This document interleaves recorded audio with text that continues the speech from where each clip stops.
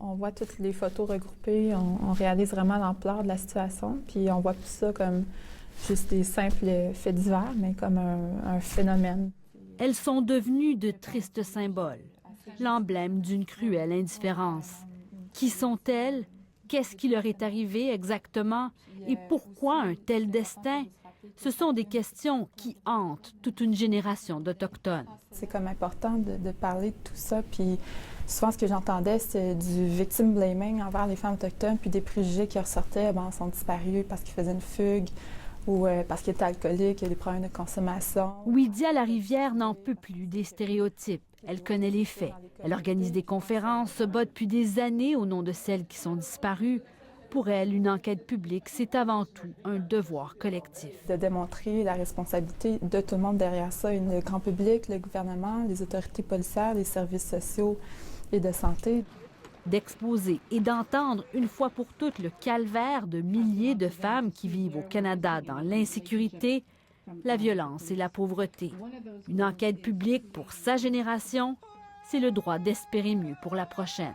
L'idée de m'imaginer comme d'avoir une fille autochtone, puis qu'en ce moment, elle aurait 3 fois plus de risques d'être victime d'un acte de violence que n'importe quelle autre fille, c'est quand même...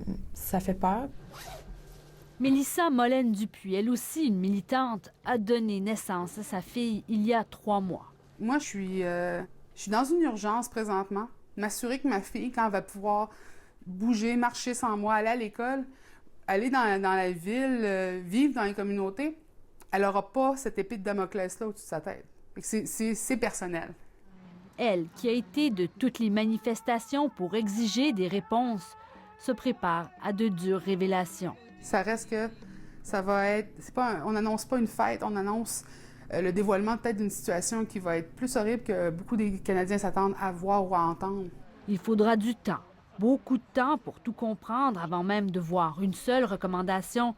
Mais pour Carole Lévesque, le premier pas est important. Mais les Autochtones sont d'emblée dans le coup dès le début. Et ça, c'est un signe d'un changement qu'on n'avait pas vu depuis une bonne dizaine d'années.